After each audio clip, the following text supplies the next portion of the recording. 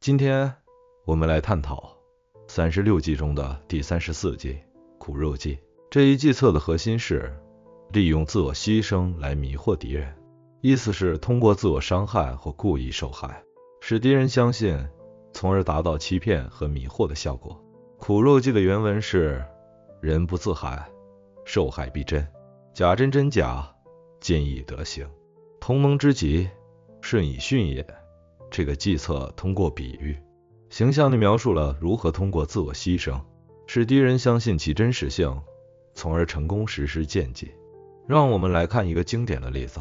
三国时期，周瑜为了取得曹操的信任，命令黄盖假装投降，并在公开场合鞭打黄盖，使其遍体鳞伤。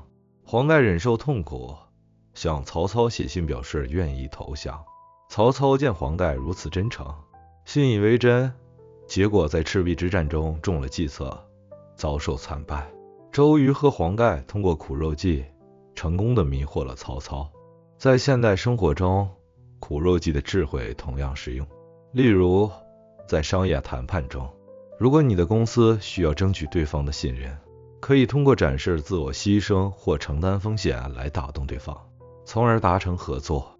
假设有一家初创公司，为了赢得大客户的信任，愿意在初期阶段承担更多的风险和成本，表现出对合作的诚意。